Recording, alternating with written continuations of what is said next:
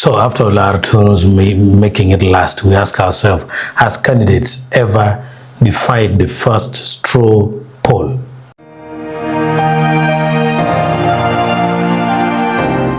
The short answer is yes.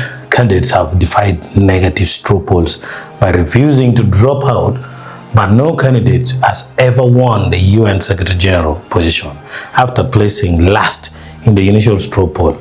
While candidates sometimes stay in the race to test the waters, make a political point, or opt for a diplomatic deadlock, history shows that early straw polls are overwhelmingly effective at filtering out bottom-tier contenders.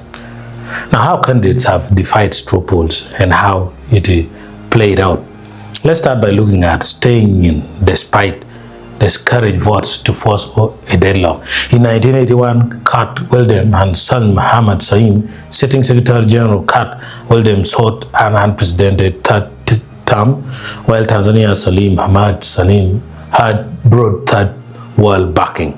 Through 16 formal voting rounds, China repeatedly vetoed Wildheim and the US repeatedly vetoed Salim. Neither candidate would yield until Otunnu, then council president, introduced the straw poll mechanism to demonstrate that both were permanently blocked.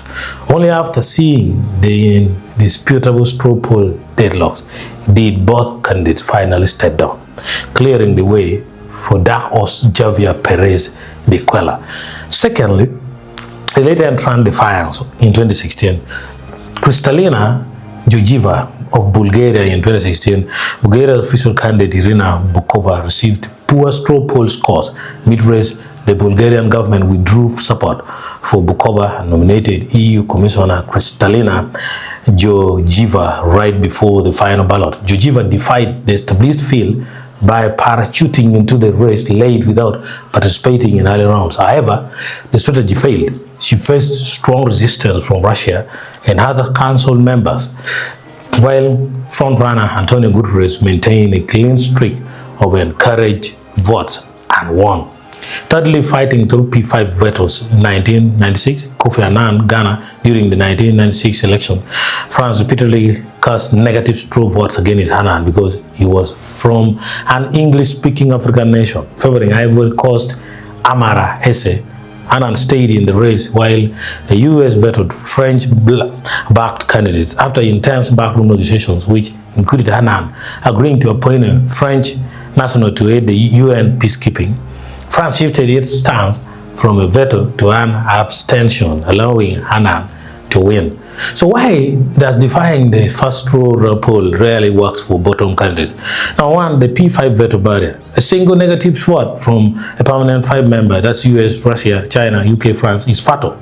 In later straw poll rounds, the council switches to color-coded ballots, red for P5, white for elected members. Once a candidate sees a red discarded ballot, staying in becomes purely symbolic. Secondly, loss of home country backing. Governments rarely want to expand diplomatic capital on a losing campaign.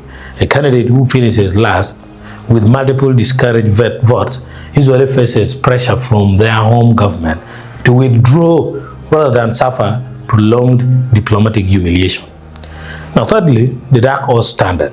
When deadlocks occur, Security Council members almost never elevate the candidate who placed bottom in early polls. Instead, they look for completely new consensus candidates who carry no political baggage from earlier voting rounds.